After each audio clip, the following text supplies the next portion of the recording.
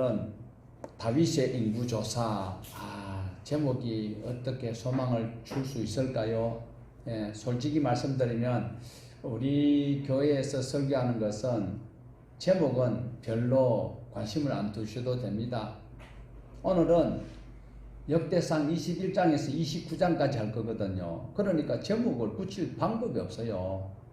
그래서 중요한 것은 우리 모두는 하나님께서 이 우주의 주인이시다라는 것 믿어야 되고 또한 고백을 해야 됩니다. 이 세상은 원래 하나님 것이라고 했습니다. 그리고 이 세상의 주인은 아버지 하나님이신데 우리는 어떻습니까?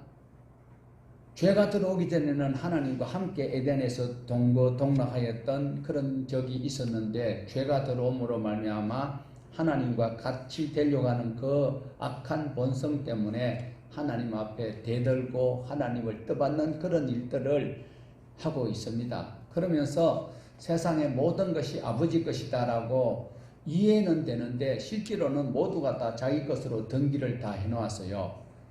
자기 소유된 부동산 하나님의 이름으로 등기해 놓으신 분 한번 손 들어보세요.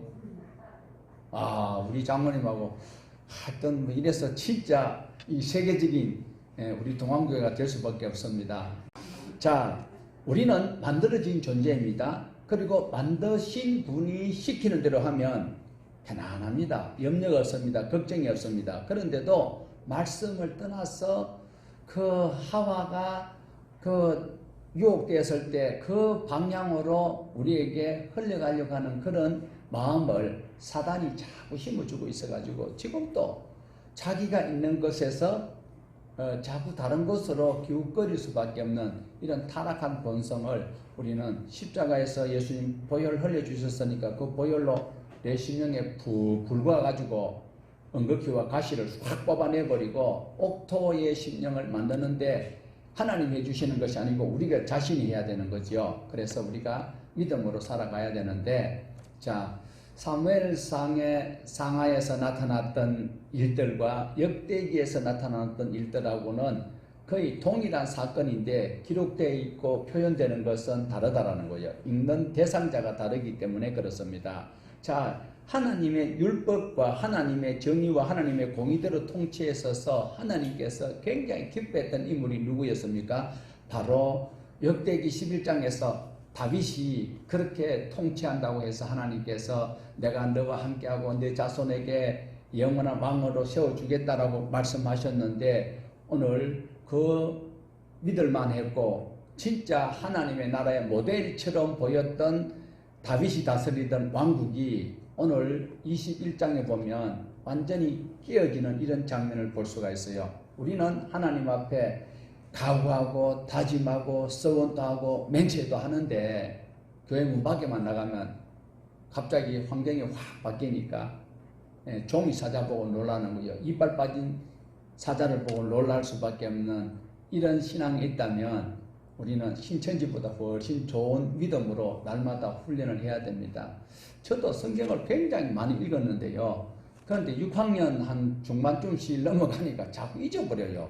입에서는 뭐라고 자꾸 이제 출력을 해내야 되는데 여기에 기억이 이게 프로세서가 고장나는 건 잘 안 돼요. 우리가 말씀을 반복적으로 읽고 반복적으로 우리가 묵상하는 그것으로 사단을 이길 수 있다는 걸 꼭 기억을 하셔야 돼요. 오늘 본문에 보면 21장 1절을 우리가 보다시피 사탄이 일어나 이스라엘을 대적하고 다윗을 충동하여 이스라엘을 계수하게 하니라. 제목은 다윗의 인구조사 하니까 좋은 어떻게 또 특별히 또 코로나 또 이것도 위문금이나 이런 걸 주는 줄 알지만 그게 아니에요.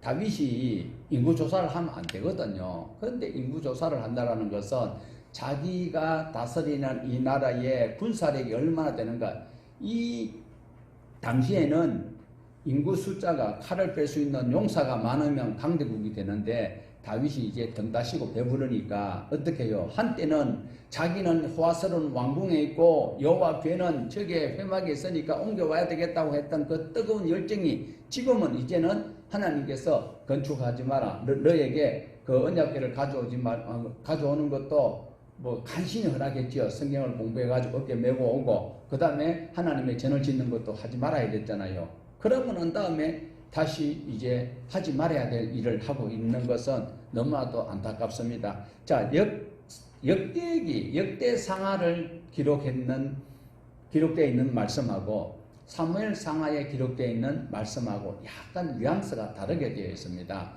여기 보면 역대기에 보면 사탄이 다윗을 충동해가지고 너 지금 쇠를 과시할 수 있는 그런 것을 환경을 조성해 보라고 기록이 되어 있는 것 같아요. 그런데 사무엘서에는 하나님이 다윗을 격동시켰다라고 기록을 하고 있어요. 그러면 얼른 보고 세분화하면 사탄이 다윗을 격동시켜가지고 인구조사를 해서 하나님 앞에 벌받도록 했다.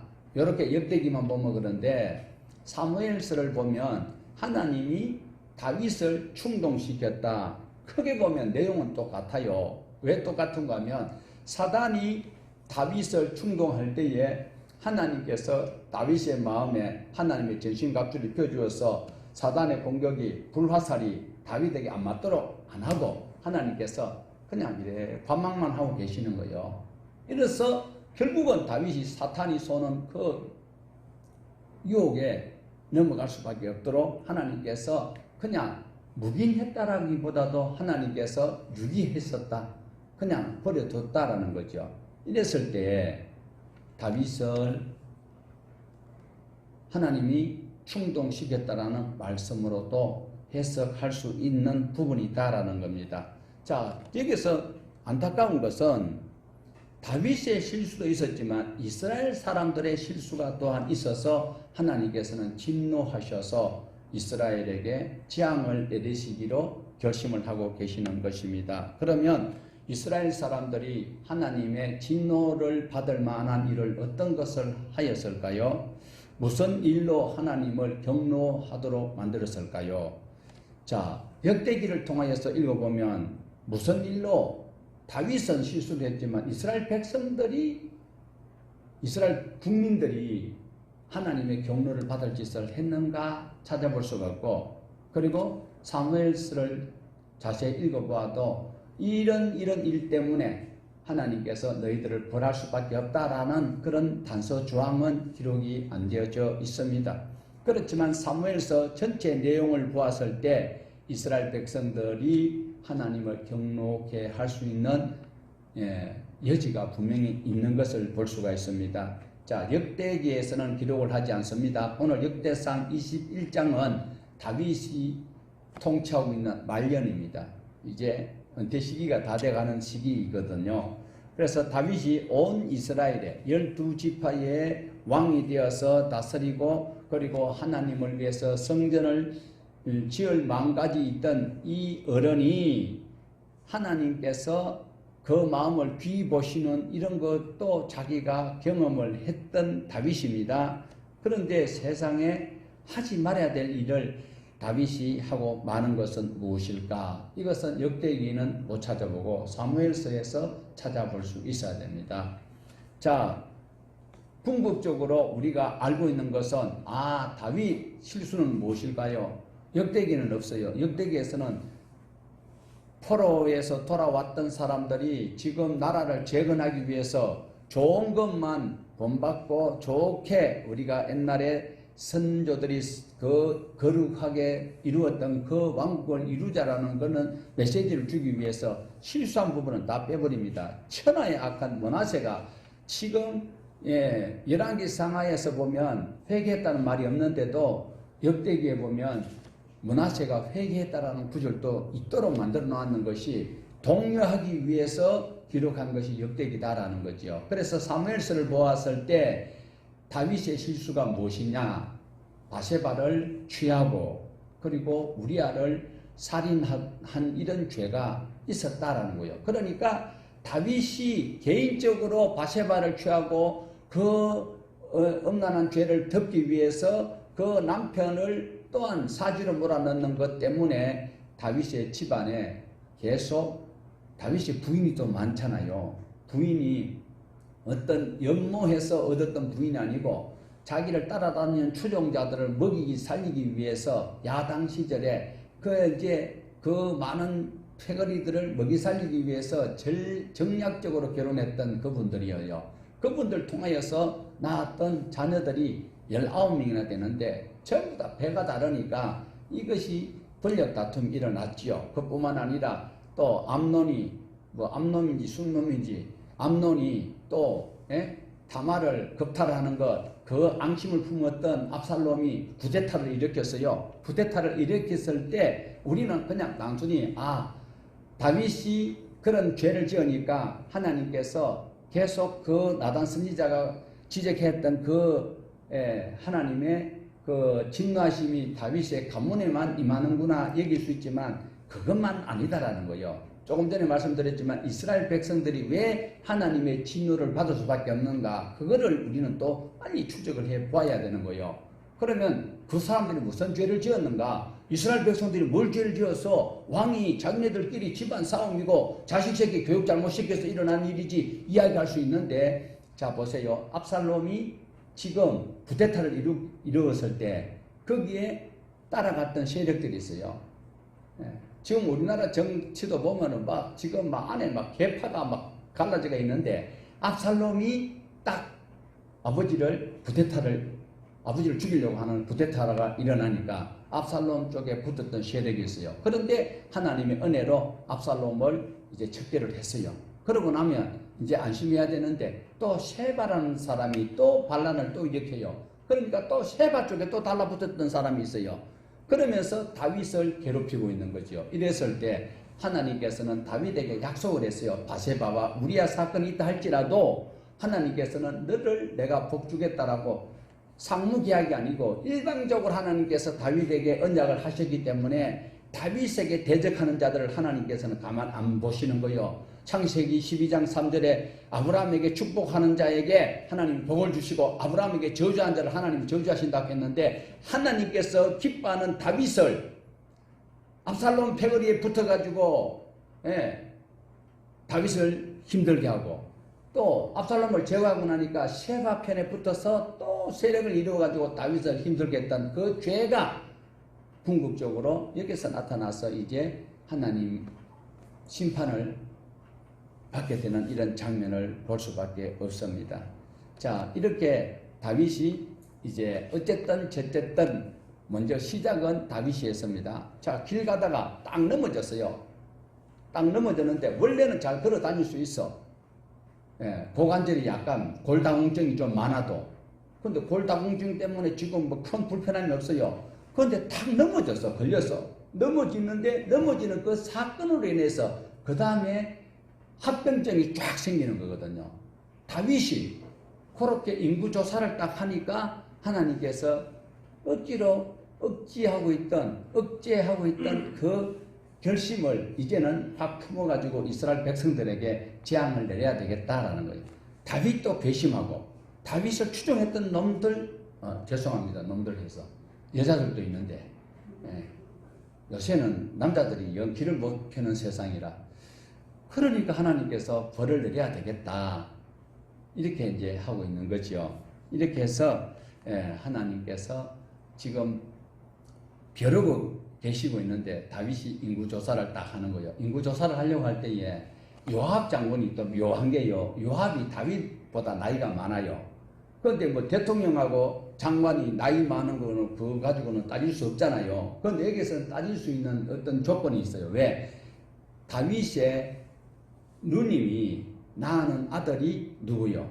요압 장군인 거예요. 그러니까 다윗이 왕 되기 전에는 요압이 항상 이 조카가 삼촌이 나이가 적으니까 이렇게 대우를 안 하고 있는 이런 경향이 있었는 거죠. 그런데 이때는 또 요압이 바른 말을 하는 거예요. 왕이요, 이것은 하면 안 됩니다. 모두가 다 주의 백성이고 하나님께서 이렇게 번성해 주셨는데 이렇게 하면 하나님이 기뻐하지 않습니다. 이라는데도 다윗이 자기 왕권을 가지고, 지금 말년이라고 했잖아요.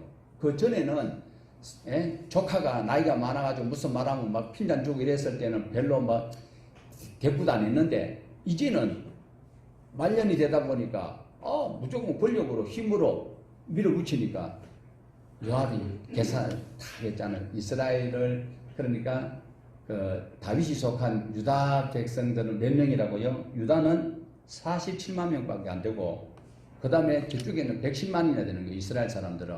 그런데 더 화가 나가지고 베냐민하고 또 누구는요, 레위 사람은 조사도 안 해버렸어. 그런데 그 행위를 요압이 했던 행위 때문에 하나님이 7절에 하나님이 이 일을 악하게 여기서 이스라엘을 치심에 그것 때문에 그런 거 아니냐는 거야. 다윗이 했던 것 때문에. 그리고 그 전에 압살롬과 셰바 사건 때 개입했던 그런 것을 연합하여서 하나님께서 지금 벌을 내리시려고 하고 있습니다. 그런데 그 벌을 누구를 통하여서 전가하는 거 하니까 선견자, 선지자가 아닙니다. 예. 여기서 이제 선지자라는 단어는 히브리어로 나비예요. 나비. 나비야 그 나비가 아니고 나비가 선지자고, 그 다음에 여기서는 호세라고 하는데 선견자, 그러니까 약간 이제 사이에 있는 거죠. 완전히 선지자는 아니고 선견자, 이제 뭐 하나님의 말씀 환상이나 이런 말씀을 전달할 수 있는 그 제한되어 있는 그런 직분을 호재라고 하는데, 뭐 별반 차이는 안 나요. 하나님의 뜻을 전달하는 사람이 바로 다윗에게, 야, 하나님께서 너에게 세 가지 형벌을 지금 선택하라는데 세 가지 중에 한 가지를 선택하라, 이렇게 이야기를 하고 있다 이러면서, 자, 뭐라고 한가 하면 사무엘 하 24장에 보면 기근이 7년인데 역대기에 보면 3년으로 나와 있어요. 우리가 대조를 한번 해 보셔야 되는데, 지금 우리가 보고 있는 자, 이 사무엘하 24장 13절 화면에 있는 걸 한번 보십시다. 가시 다윗에게 이르러 아뢰되 왕의 땅에 7년 기근이 있을 것이니, 혹은 왕의 원수에게 쫓겨 석 달 동안 그들 앞에서 도망하실 것이니까, 혹은 왕의 땅에서 사흘 동안 전염병이 있을 것이니까 왕은 생각하여 보고 나를 보내신 이에게 무엇을 대답하게 하소서 하는지라. 자, 그러면 우리가 가지고 있는 역대상 21장 12절을 보십시다. 혹 3년이든지 혹 네가 석 달을 적군에게 패하여 적군의 칼에 쫓길 일이든지 혹 여호와의 칼, 그 전염병이 사흘 동안에 유행하며.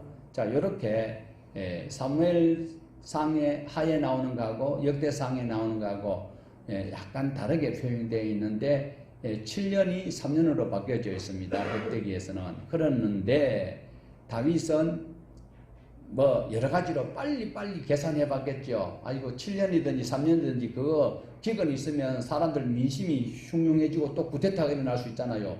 자기가 구태타를 많이 당해봤기 때문에. 그래서 기근이 되면 민심이 흉흉하기 때문에 그건 안 되고, 그 다음에 내가 지금 나이가 얼만데, 지금 다윗이 나이가 그렇게 안 많아요. 60밖에 안 됐어요. 그런데 뭐 이불을 덮어도 따뜻하지 아니하다고 열왕기상 1장 1절에 말씀을 하고 있거든요. 그런데 다윗이 지금 석 달 동안 도피생활, 수배생활 하려니까 힘드니까 아이고 그것도 못하겠다. 그럼 뭘요? 3일 동안 연병이 내려가지고 잘하면 나도 살 수 있고 잘못하면 나는 죽으면 하나님께로 가는 거고. 그래서 사흘짜리를 선택하는 것을 볼 수가 있습니다. 그래서 이 사흘짜리를 선택을 하니까 하나님께서 어떤 결과물을 보여주시는 거 하니까, 어쩌면 뭐 7년 기근을 아니면 3년 기근을 선택하면서 하나님 앞에 회개했더라면 하나님 또 단축시켜 주실 수도 있어요. 워낙 다윗을 사랑하니까.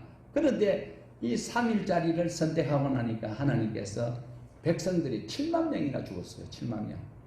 지금 우리 코로나로 해서 얼마 죽었어요? 혹시 기억하세요? 뭐 저는 안 죽을 줄 알고 아예 그걸 관심을 안 뒀어요.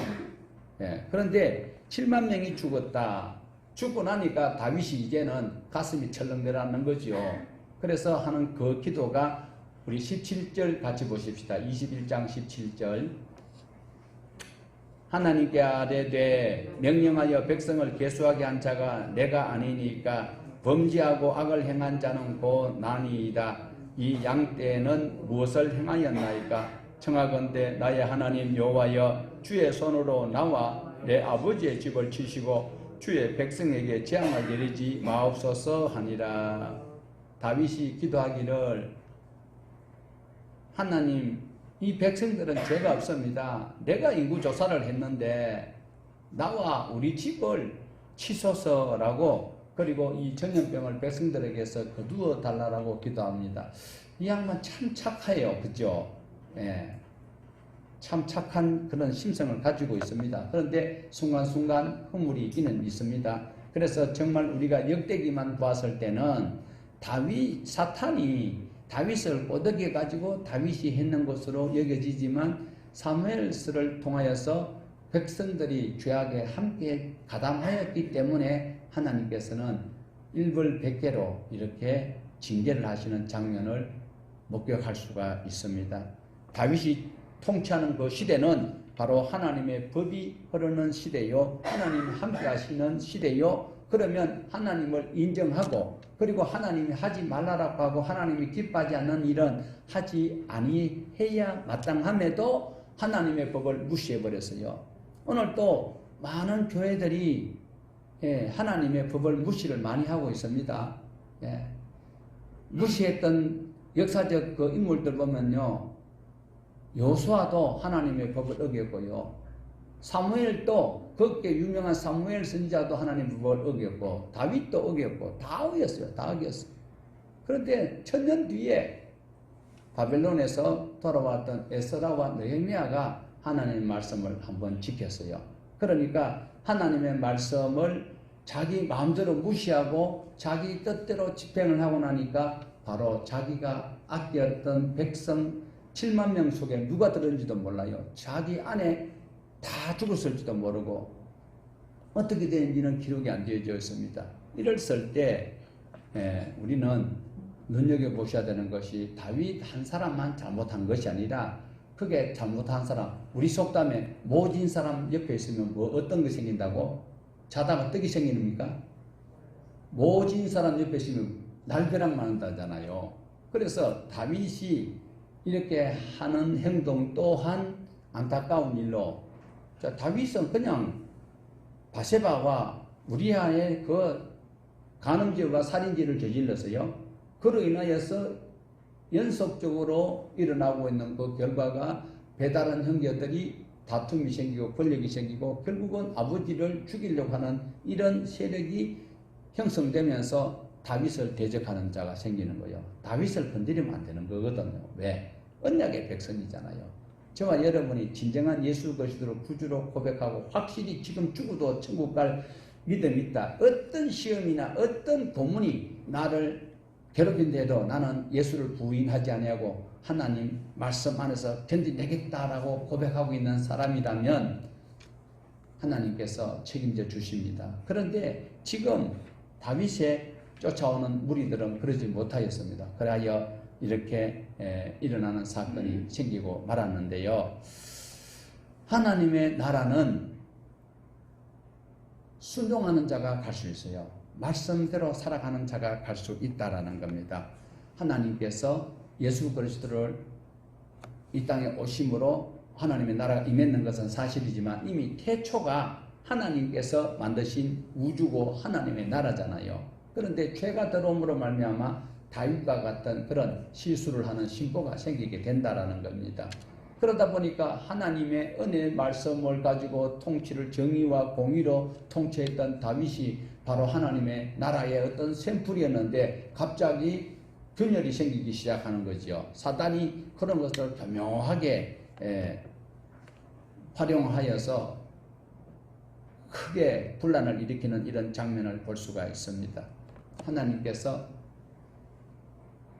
애굽 땅에서 종살이하고 있는 그들을 모세를 통하여서 끄집어내었습니다. 그리고 적과 꿀이는 가나안 땅에 하나님의 나라를 샘플로 세워가지고 온 세계의 아프리카로 유럽으로 아시아로 하나님의 나라가 확장되기를 원하셨는데 어떻게 되었습니까? 사사시대 약 400년 통하여서 거의 안 됐어요. 그래가지고 이제 왕경시대가 되어서 사울은 망해버렸고 다윗 시대 때 조금 되는 듯 했는데 다윗이 또 말년에 이런 실수를 하고 말았습니다.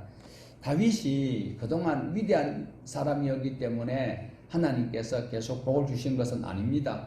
바세바를 간음했습니다. 우리아를 죽였습니다. 그리고 자기를 따라오고 말 안 듣는 사람을 나중에는 어떻게 했습니까? 자기 아들에게 살생부를 넘겨줍니다. 요압도 죽이고 뭐 전부 다 또 시몬 또 죽이고 막 살생부를 넘겨주었어요. 그런데 하나님께서 다윗에게 왜 이렇게 귀하게 보시는가 하면 동일한 조건 속에서 실수를 하였거나 죄를 지었을 때에 금방 뉘우치고 하나님 앞에 살려달라고 회개하는, 회개가 너무 빠른 거예요. 그리고 돌이키는 삶을, 회개가 돌이키는 거잖아요. 반성 아닙니다. 우리는 교회에서 반성을 해요. 예. 그리고 뉘우쳐요. 그래놓고 회개로 착각하고 앉았어요. 아니 천주교에서 고해성사한다고 해가지고 죄가 없어져요? 자기는 거기서 고해성사하고 나면 죄가 없어진 것으로 자기 그냥 희망을 가질 수 있는 것이죠. 그래서 우리는 철저하게 그 삶을 돌이키는 삶을 살아갈 때 하나님께서는 다윗을 귀하게 보셨다라는 것입니다. 하나님이 원하시는 삶을 살려고 노력했고 하나님께서 원하시는 통치를 하려고 노력했던 왕이 다윗이었다라는 것입니다. 그래서 하나님께서는 다윗을 귀하게 보시고 다윗을 하나님께서는 기대를 하고 있는 장면을 보고 있습니다. 자, 백성에게 무슨 죄가 있는가? 다윗이 하나님께 회개한 이후에 일어난 일들이 18절입니다. 21장 18절 보십시다. 여호와의 천사가 가드에게 명령하여 다윗에게 이르기를 다윗은 올라가서 여부스 사람 오르난 타작 마당에서 여호와를 위하여 제단을 쌓으라 하신지라.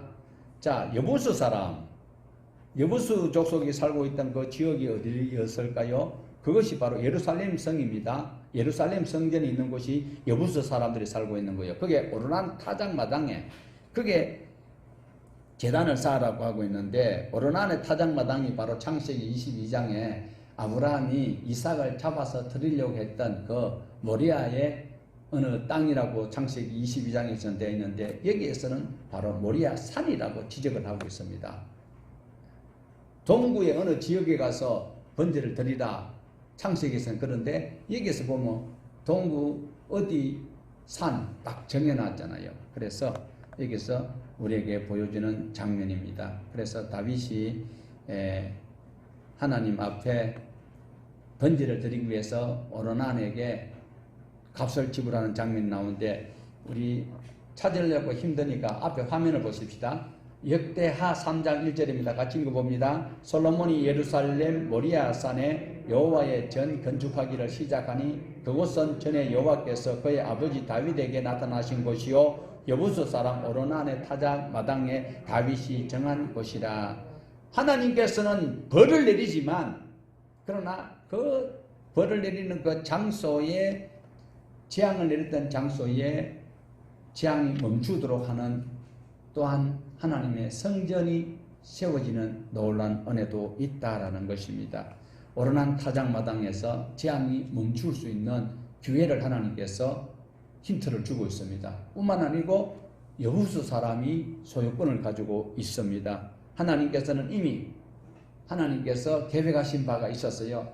아브라함에게 약속하셨던 그 약속을 집행하기 위해서 중간에 여러 가지 변수가 있는 것 같고 하나님의 나라가 완전히 막 깨져버리고 안 이루어지는 것 같은데 결국은 하나님께서 다 연결해서 섭리하셔서 지금 오르난 타작 마당에 거기서 번제를 드리라. 번제 드렸던 그곳이 바로 예루살렘 성전이 솔로몬 성전이 세워지는 곳이기도 하다라는 것을 우리에게 소망으로 줍니다. 사탄의 충동으로 다윗이 7만 명이나 죽을 수밖에 없는 실수를 하였지만 그러나 그가 회개하는 그 장소에 하나님 앞에 무릎 꿇는 그 장소가 바로 성전의 터가 되도록 하나님께서는 하신다. 오늘 저와 여러분이 삶 속에서 믿음 생활을 한다고 하다가 실수하여서 하나님은 눈에도 보이지 않고 잡히지도 않고 들리지도 않고 나는 간절히 원하는데 왜 대답이 없느냐 이러면서 우리가 잠시 잠깐 옛날 관습대로 살 수 있어요. 그렇지만 그 순간에 다시 내가 주님 하면 그 장소가 바로 하나님께서 은혜를 회복시켜 주시는 장소로 바꿔주신다라는 것입니다. 자, 이렇게 해서 오르난 그 사람에게 여부스 사람 오르난에게 다윗이 600세겔을 주고 그 땅을 사요. 밭을 사요. 600세겔이 얼마쯤 되는지 아십니까? 일반 노동자가 요즘은 뭐 일당을 16만 원 받는 사람도 있더라고요. 그런데 10만 원 받는지 뭐 얼마 받든지 어쨌든 간에 100만 원을 받든지 10만 원을 받든지 간에 일반 노동자가 한 푼도 안 쓰고 100년 동안 모아야 600세기를, 그만큼 다윗이 하나님께서 복을 주셔서 많은 물질을 가지고 있는 거예요. 그러니까 오르난 타작마당에 그 여부수 사람이지만 거기에다가 돈을 600세계를 주고 그게 상당한 금액을 지불할 수 있는 능력이 있다라는 것입니다. 자, 이렇게 해서 이제 22장 넘어가면 22장은 이제 성전 건축하는 장면이 나오고 있습니다. 22장 1절 보십시다. 다윗이 이르되 이는 여호와 하나님의 성전, 이는 이스라엘의 번제단이라 하였더라. 오르난 타작마당이지요. 이곳에 성전 세울 계획을 다윗이 합니다. 그리고 아들 솔로몬이 지을 성전을 위해서 다윗은 자기가 할 수 있는 모든 것을 준비를 합니다. 이것이 부모님의 마음이지요. 그런데 딸 키워가지고 시집 보낸다고 막 그래서 막 열심히 일해가지고 냄비도 사고 뭐도 커피포트도 사고 이래가지고 차곡차곡 모아놓고 세월이 지나가면은 시집간 사람한테 가져가라면 그것은 막 연식이 지나고 유행이 지나서 못 쓰잖아요. 고물장소도 안 가져가려고 하는 거. 그런데도 부모님은 딸의 장래를 위해서 이렇게 마련하는 것처럼 다윗도 자기가 성전을 지으려고 했는데 하나님께서 보류하셨잖아요. 그래서 솔로몬에게 줄 수 있는 최대의 모든 것을 다 준비를 합니다. 물려주었다고 하니까 어떻게 통치 자금을 몽땅 솔로몬에게 주었느냐, 그건 아니지요. 다윗이 그 정도로 식견이 부족한 사람은 아닙니다. 다윗이 지금 솔로몬을 위해서 하나님께 받았던 그 비전을 그대로 전달하고 있습니다. 물론 자기가 가지고 있는 재물 어떻게 해야 되고, 자기를 괴롭혔던 사람들 누구 어느 장로 어느 목사 어떤 권사 이래 나를 힘들게 했는 거 그거 네가 알아서 지혜롭게 잘 어떻게 처리해라 하는 그 살신부도 있지요. 그리고 많은 재물, 저기 시장상 밑에 있는 절가는 측이 원래 내 땅인데 저거는 또 저 시청자들도 내 것이고, 그러니까 땅도 재물도 저기 있다. 그런데 그것보다도 더 중요한 것은 하나님의 말씀대로 해야 돼. 이러면서 신앙을 전수하는 장면을 보여주고 있습니다. 그래서 6절 이하로 보면 솔로몬을 불러서 부탁을 합니다. 아들아, 원래는 내가 성전을 지으려고 했어. 그런데 하나님께서 내가 전쟁을 하면서 너무 무력으로 남의 나라를 침범을 하고 피를 많이 흘려서 내복은 하지 말래. 9절 한번 볼까요? 22장 9절 한번 봅시다. 22장 9절에 보라, 한 아들이 내게 나리니 그는 온순한 사람이라. 내가 그로 주변 모든 대적에게 평온을 얻게 하리라. 그의 이름을 솔로몬이라 하리니 이는 내가 그의 생전에 평안함을 이스라엘에게 줄 것임이니라. 그래서 하나님께서 평안한 사람이 나오면 그때 하나님이 성전을 짓겠다고 한단다. 그래서 내가 너 이름을 살롬이라고 지었다. 이름은 솔로몬이라 그랬지요. 그런데 그 원어의 어원을 보면 평강이에요. 평강. 그래서 살롬이에요. 그런데 솔로몬이라고 우리는 표현을 하고 있습니다. 그러니까 다윗 때 말고 내 아들 너는 이제 내가 다 이제 거친 것은 다 해놨으니까 너는 이제 세부적으로 디테일하게 잘 이렇게 보살피면 평온한 시대가 될 때 그때에 이렇게 성전을 건축해라. 그런데 내가 재료는 전부 다 준비해 놨으니까 걱정하지 마라 이것입니다. 자, 얼마만큼 재료를 준비를 많이 했는가 하면 금이 12만 달란트입니다. 12만 달란트. 아니, 금이 10만 달란트죠. 한 달란트가 33kg거든요. 10만 달란트 같으면은 몇 톤입니까? 3,300톤입니다. 지금 이것만 해도 돈이 엄청나죠. 그러니까 솔로몬이 지었던 그 성전 엄청나게 비싼 성전이죠. 그런데 나중에 히스기야가 그거 뭐 자랑하다가 다 뺏겨버렸잖아요. 그리고 은이 100만 달란트예요. 100만 달란트 같으면 3만 3천 톤입니다. 은이. 그 이외에도 녹과새와 모든 백향목나무 이런 것들을 다 준비를 해놓고 그것뿐만 아니라 그것을 다듬을 수 있는 세공 기술자와 그리고 석수와 만능 기능공들을 내가 준비 다 해놨어. 왜 다른 나라하고 전부 다 지금 MU 계약을 다 맺었다 이랍니다. 그런데 아들아 새겨야 될 말씀이 있다. 자 22장 13절 보십시다. 22장 13절 그때에 네가 만일 여호와께서 모세를 통하여 이스라엘에게 명령하신 모든 규례와 법도를 삼가 행하면 형통하리니 강하고 담대하여 두려워하지 말고 놀라지 말지어다.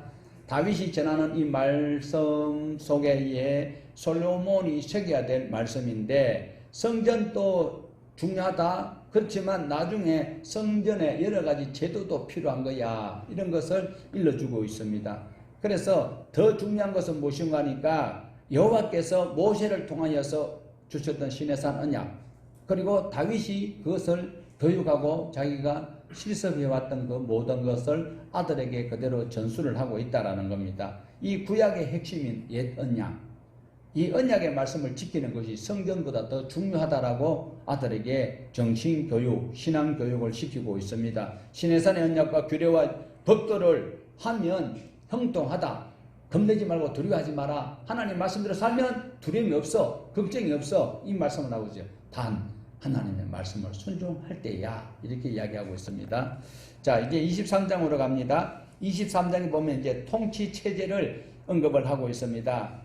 그리고 제사에 관한 내용을 기록하고 있는데요. 가장 중요한 일은 레위 지파 사람들이 일을 할 것을 말하고 있습니다. 레위는 야곱의 아들들 중에 한 아들이지요. 그래서 야곱의 아들 레위가 또 아들을 셋 낳았어요. 그것은 바로 게르손과 고핫과 므라리를 낳았습니다. 이 후손들이 지금 이스라엘 땅에 그리고 다윗 시대에 그 후손들이 여전히 살아가고 있습니다. 이 레위 후손 가운데 특별히 레위의 아들 고핫의 후손 이 후손들이 무엇을 어떻게 하고 있는가 굉장히 중요합니다. 자 아론 때부터 제사가 직접적으로 이스라엘을 대표하는 제사장이 아론이었습니다. 그리고 대제사장으로 세워져서 제사를 계속 집례했던 아론임인데 그 전에는 개인적으로 하나님 앞에 제사를 하고 예배를 했지만 이제 공적 업무를 담당해야 될 그런 한 명이 되어 있어야 되는데 누구냐? 바로 아론이다. 그래 아론이 대제사장이 되는 것입니다. 모세가 이 언약을 받을 때 약 주전 1500년경이었어요. 그리고 약 500년이 지나가 가지고 다윗이 통치하고 있을 때 하나님께서 지금까지 성막에 대한 것으로 제사장들이 집례를 했다면 이제는 성전을 지어야 될 때에 그 안에 있어야 될 모든 규범과 규례를 다윗이 지금 이야기를 하고 있습니다. 그래서 다윗이 이 모든 것을 재정립하는 것이 23장에 나오고 있는데 레위 지파 사람들이 해야 할 일이 무엇인지를 잘 기록을 하고 있습니다. 이제 아론과 모세가 등장하는데 13절 보실까요? 23장 13절 아브라함의 아들 아론과 모세이니 아론과 그 자손들과 함께 구별되어 몸을 성결하게 하여 영원토록 심히 거룩한 자가 되어 여호와 앞에 분향하고 섬기며 영원토록 그 이름을 축복하게 되었느니라. 자 이렇게 아론과 모세가 레위 아들 중에서 귀한 사명을 감당하고 있습니다. 그래서 아론의 자손들이 제사장직을 계속 소위 말하는 세습을 하고 있습니다. 요즘 같으면 세습한다고 난리가 나는데 지금 제사의 직무가 아론이 그 설계를 하고 지금 모든 것을 집례를 하는 그런 시조가 되는 것을 보여주고 있어요. 자, 그 다음에 24장으로 가면 제사장의 직무가 나옵니다. 24장 1절에서 2절 같이 보십시다. 아론 자손의 계열들이 이러하니라. 아론의 아들들은 나답과 아비후와 엘라살과 이다말이라. 나답과 아비후가 그들의 아버지보다 먼저 죽고 그들에게 아들이 없으므로 엘라살과 이다말이 제사장의 직분을 행하였더라. 아론에게 아들이 4명이 있었는데 나답과 아비후가 죽은 것은 우리가 다 들어서 알고 계시지요. 다른 불을 들이다가 죽었어요. 그리고 이들이 자식이 없어요. 만약에 나답과 아비후가 자식이 있었다면 그들이 제사장이 돼야 되는데 자식이 없었어요. 그리고 다른 분을 데려다가 죽고 나니까 당장 제사장직을 이어받아야 될 누군가면 셋째와 넷째입니다. 엘레아살과 이다말이 되었습니다. 자, 다윗 때 셋째 엘레아살의 후손이 제사장 그룹의 두목이 되는데 우두머리가 되는데 누구냐? 우리가 잘 알고 있는 사독이 이때에 형성이 됩니다. 나답과 아비후가 살아 있었더라면 지금 사독이 될 수가 없어요. 그런데 지금 나답과 아비후가 하나님의 말씀을 거역하고 불에 타 죽어버렸어요. 그리고 셋째와 넷째가 되면서 엘레아살이 지금 그 제사장직을 승계하면서 그 후손 중에서 사독 제도가 지금 계속 내려오고 있습니다. 그리고 넷째 이다말은 누가 되는가 하니까 나중에 아히멜렉이라는 그런 제사장이 나온다라는 거예요. 그래서 사독 아비멜렉 이들이 회막 그리고 성막이라고 하는 그곳에서 제사장 직무를 잘 진행해 나왔습니다. 그렇지만 이제는 다윗이 말하는 것은 그렇게 지금 사독과 아히멜렉이 제사장직을 감당하고 있는 것은 성막에서만 했다. 천막에 있을 때 이제는 성전이 고정된 건물을 건축을 해야 될 때에는 바로 사독과 아히멜렉만 두 사람만 가지고는 안 되고 그리고 거기에서 수종될 사람들을 많이 더 보강을 해야 될 것을 말하고 있습니다. 이래서 이제 엘레아살의 후손 중에서 몇 명을요? 16명을 그리고 이다말의 후손 중에 8명을 그러면 몇 명이지요? 16명 더하기 4명 8명 그러면 24명이지요. 이거 굉장히 중요합니다. 이거 상식적으로 잘 아셔야 돼요. 잘 아셔야 돼요. 아셔야 돼요 하는데 아멘 하면 그건 엉터리고요. 아이고 그것도 몰라요. 자, 그런데 24반열을 만들거든요. 그래서 이제 그러면 24명이 1년에 24명이 돌아가면서 이제 당번제로 하고 있는데 그러면 누가 가장 먼저 담당을 할 당번이냐? 제비뽑기를 하고 있습니다. 이 24명의 가정이 선택되는 제일 먼저 담당이 15일씩 하는 거예요. 그러니까 1년이 12달이지요. 그래서 15일씩 한 달에 두 파트가 들어가면 24명이 전부 다 감당을 해낼 수가 있습니다. 이 다윗 시대 때 이렇게 정했는데요. 이 정해진 것이 예수님이 오셨을 때도 이것이 그대로 진행이 되고 있었다는 사실입니다. 자, 한번 볼까요? 누가복음 1장 15절에 보면 유대 왕 헤롯 때에 아비야 반열에 제사장 한 사람이 있었으니 그 이름은 사가랴요. 이 안은 그렇고 그 다음에 1장 8절에 보면 마침 사가랴가 그 반열에 차례대로 하나님 앞에서 제사장 직무를 행할세. 여기서 반열이라는 것이 바로 24반열대로 돌아가면서 한 반열이 15일씩 담당을 하는 거죠. 그러니까 제사장 그렇게 힘들지는 않는 것 같아요. 1년에 한 번만 하면 되잖아요. 24반열이 있으니까 보름만 일하면은 먹고 살 수 있는데 그래서 오늘날 목사님들이 많아지는 건 모르겠네. 자, 아비야 반열이 8개 반열이다라는 것을 성경에서 8절에서 말씀을 하고 있습니다. 자, 이렇게 해서 이제 23장 우리가 봤습니다. 그 다음에 이제 25장에 보면요. 찬양대가 나와요. 25장에 보면 23장 5절에서 보면 레위인 중 4,000명을 찬양대로 세우는 장면이 나옵니다.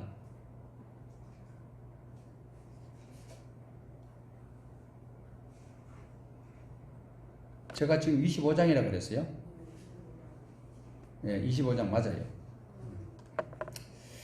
자, 찬양대원을 이끄는 지도자의 명단과 그 수를 쭉 기록을 하고 있습니다. 이 찬양대원들을 4,000명이나 뽑는데 4,000명도 맨 24조로 뽑아요.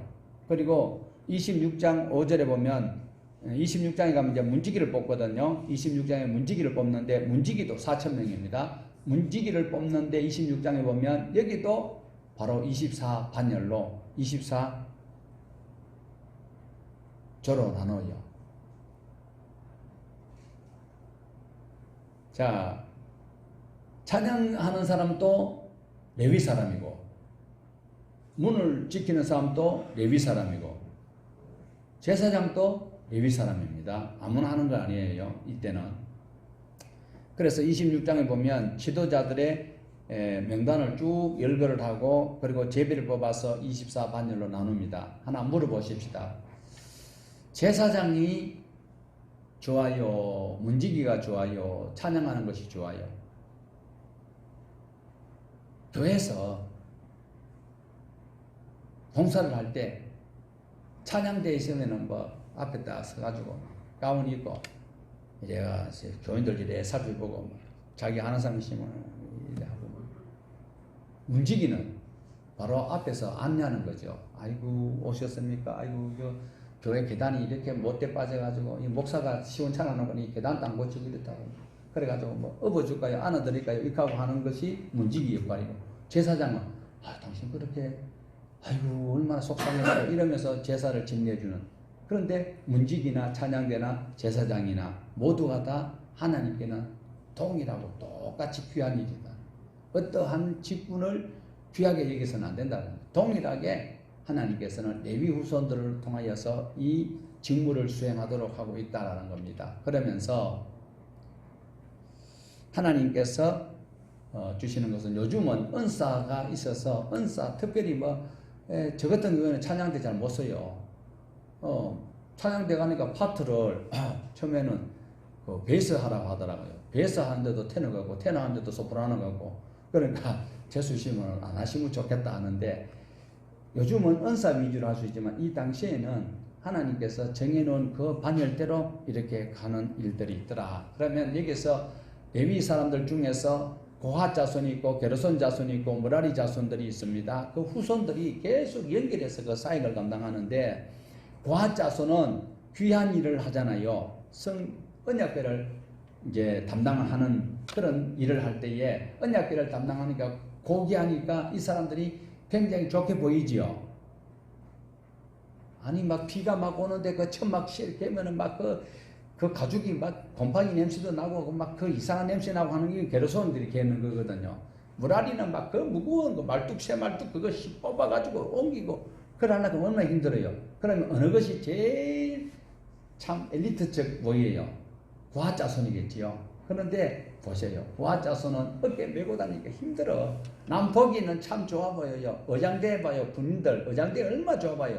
그 군기도 세고요. 어떤 막 그거 어디 이제 공연 갈 때 어떻게 간지 뭐 이야기 들어서 아시는 분 많겠지만 버스에 내가 그 다른 들 다 타요. 탈 때 어떻게 타는지 알아요? 바지를 다 무릎 밑에까지 내려요. 왜? 그게 주름이 구겨지면 안 되니까 바지를 내리고 그냥 어디 앉았다. 그거 얼마나 힘들어요. 그냥 뭐 초병들이야 막 그냥 불렀다가 문지트를 털어보면 되는데 그래서 고아자손들이 굉장히 고귀한 것인다고 자부심을 가지고 있지만 그 사람들이 어깨가 무거워 맨날 어깨 메고 다녀야 돼요. 자 그러면 머라리는 무거운 것만 하니까 저 사람들 참 불쌍하다. 아닙니다. 12지파에서 소를 전부 다 한 마리씩 다 헌물을 했어요. 그때 이게 무거운 것 하니까 하나님께서 공평하신 하나님이라 머라리 그 후손들이 그 무거운 걸 옮기니까 얼마나 힘들어. 그러니까 수레에 싣고 갈 수 있도록 하고 수레에 싣고 소가 끌고 가니까 걸어가는 거예요. 예. 그런데 고아자손들 어깨 메고 땀 뻘뻘 흘리면 가야 돼요. 아이고 이 사람 키 같고 키 적은 사람 더 힘들잖아요. 그렇듯이 고아자손은 고귀하게 보이고 깔끔하게 보여도 어깨 메고 가는 수고가 있어야 되고 무거운 거 하고 별로 인기가 없어 보이는데도 하나님께서는 균등하게 수월할 수 있도록 해주셨다. 수레에 싣고 가고 그냥 무라리 후손들은 따라가면 되는 거예요. 예, 소 따라가면 되는 거예요. 그런데 게르손은 어떠냐? 게르손도 만만찮아요. 천막 그거 굉장히 무겁거든요. 가죽으로 되어 있기 때문에 그것을 싣고 가는데 그래도 무라리보다는 조금 가벼우니까 소를 하나님께서 주시기는 주셨는데 무라리만큼은 안 주셨어요. 그래서 그 싣고 갈 수 있도록 하나님께서는 균등하게 모두가 다 원망과 불평이 없도록 기가 막힙니다. 나보다 더 나를 잘 아시는 분이 하나님이시다라는 거예요. 그래서 하나님께서 고앗과 무라리와 그리고 또 이게 게르손에 대해서 그 사역을 잘 나누어갈 수 있도록 하셨다라는 것입니다. 그래서 성전 문지기는 교회 올 때에 이미지 좋게 아니 그 저 안내하는 사람이 막 머리도 쭉 헝클어 가지고 막 또 방금 미친 그 아줌에 늙히다가 내려온 거 취해가지고 그래가지고 전도지 수서지 주고 이러면 기분 교회 딱 들어오는데 기분 나쁠 수 있겠지요. 그런데 움직이는 교회 들어오는 분들을 환영하고 웃으면서 이렇게 안내하는 그 역할을 감당했고, 찬양대는 하나님 주시는 이런 고귀한 성전을 하나님 주셔서 너무 감사합니다 하고 이렇게 해서 4,000명이 왔지만 4,000명이 그것도 24반열로 나눈다 했잖아요. 그리고 제사장이야 당연히 하나님 앞에 죄 지은 자들을 용서해 달라고 자기가 회개할 심정으로 그리하는 그 사역들을 하고 있다라는 겁니다. 그래서 다윗은 레위의 아들들 그리고 무라리, 게르손, 고앗 이 후손들을 통해서 이스라엘 백성들이 영적으로 신앙생활 하는데 그리고 나라를 재건하는 일에 어려움이 없도록 잘 준비해 놓고 아들 솔로몬에게 당부를 하는 그 장면을 보여주고 있습니다. 그리고 27장에서는 일반 업무를 보는 그런 정비를 하는 장면을 보여주고 있습니다. 군대와 지방행정 조직까지도 세밀하게 왕실의 재산과 그리고 관리자와 참모들의 직무와 명단까지도, 자, 우리가 실제로 27장 읽어보면 골치 아파요. 이게 한번 읽어볼래요? 25장부터 막 보면 막 주 몇 명 27장도 보면 여기도 참 골치 아파요. 그래서 여기 이제 그분들 명단은 집에서 그냥 읽어보시고요. 여기서는 생략을 하겠습니다. 그 다음에 이제 28장하고 29장에는 다윗이 마지막 노년에 유언과 같은 말을 아들 솔로몬에게 그리고 회중들에게 전하는 장면이 나와 있습니다.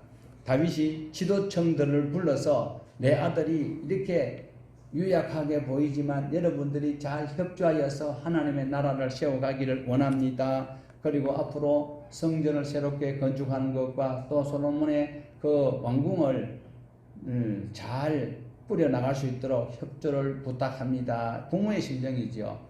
그럼 또 누구의 심정일까요? 하나님 아버지의 심정이기도 하다라는 겁니다. 자, 우리 28장 8절 한번 볼까요? 28장 8절. 이제 너희는 온 이스라엘 곧 여호와의 회중이 보는 데에서와 우리 하나님이 들으시는 데에서 너희의 하나님 여호와의 모든 계명을 구하여 지키기로 하라. 그리하면 너희가 이 아름다운 땅을 누리고 너희 후손에게 끼쳐 영원한 기업이 되게 하리라. 자, 이렇게 자기 아들을 위해서 지금 부탁을 하고 있는 장면이 문구가 조금 다르지만은 모세의 유언과 다윗의 유언이 거의 흡사한 것을 볼 수 있습니다. 정의는 어떤 사건을 보았던 사람들은 이 사람이 보았던 것이나 저 사람이 보았던 것이나 동일해야 정인 자격이 있거든요. 그런데 하나님께서 주신 비전이기 때문에 모세가 유언했는 것이나 다윗이 유언했는 것이 거의 흡사했다라는 겁니다. 그 다음에 11절부터 솔로몬에게 여호와의 손이 함께하여서 다윗에게 성전 설계를 하도록 하는 것을 또 보여주고 있습니다. 물론 다윗이 그린 것이 지 마음대로 그린 것이 아니고요. 하나님께서 감동 주셔서 다윗을 통해서 그리게 했습니다. 그 설계 도면을 솔로몬에게 넘겨서 이렇게 건축을 하라라고 이야기를 하고 있습니다. 그런데 그 성전이 안 큽니다. 건물은 실제로 거의 약 72평밖에 안 돼요. 그런데도 금은 엄청 준비했잖아요.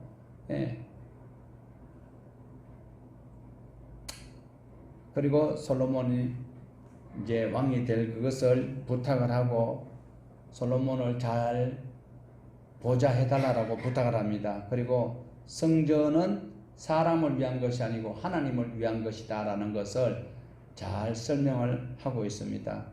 그리고 모두가 다 마음을 같이하여서 성전을 잘 건축하도록 요구하고 있습니다. 오늘날 우리 개인 또한 내 육신을 성령님이 계시는 전으로 잘 가꾸어 가야 되는 것입니다.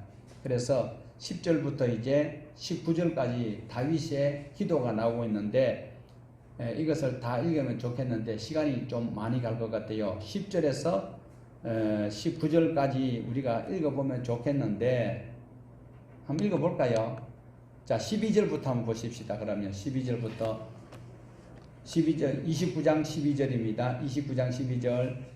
부와 귀가 주께로 말미암고 또 주는 만물의 주제자가 되사 손에 권세와 능력이 있사오니 모든 사람을 크게 하심과 강하게 하심이 주의 손에 있나이다. 우리 하나님이여 이제 우리가 주께 감사하며 주의 영화로운 이름을 찬양하나이다. 나와 내 백성이 무엇이기에 이처럼 즐거운 마음으로 드릴 힘이 있었나이까. 모든 것이 주께로 말미암았사오니 우리가 주의 손에서 받은 것으로 주께 드렸을 뿐이니이다. 우리는 우리 조상들과 같이 주님 앞에서 이방 나그네와 고류민들이라. 세상에 있는 날이 그림자 같아서 희망이 없었나이다.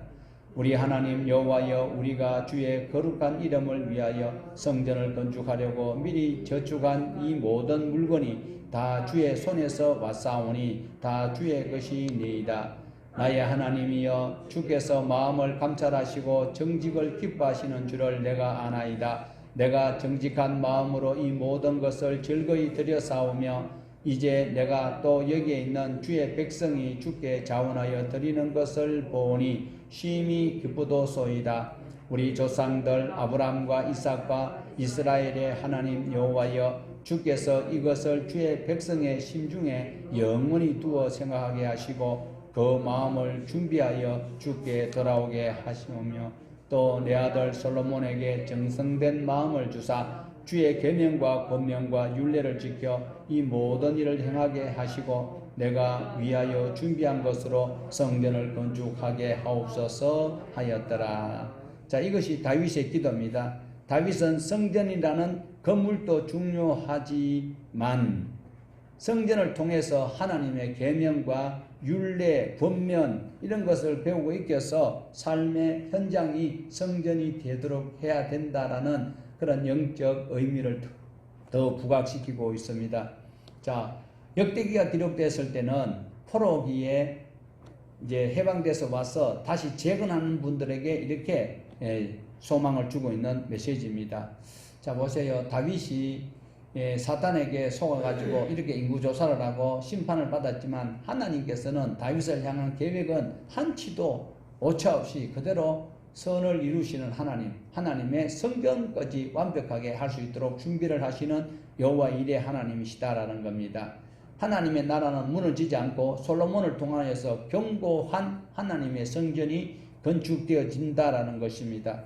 오늘 또 우리는 삶의 현장 속에서 사탄의 충동으로 유혹받아서 실수할 수가 있고 또 범죄도 할 수 있습니다. 그러나 그것을 훌훌 털고 다시 일어나서 다윗이 자백하고 고백하여서 하나님의 의를 이루는 것처럼 우리도 그 이루는 일에 최선을 다하여 준비된 하나님의 백성으로 기쁨으로 자부심을 가지고 승리하는 모두가 되기를 주님의 이름으로 부탁을 드립니다. 하나님 아버지, 우리가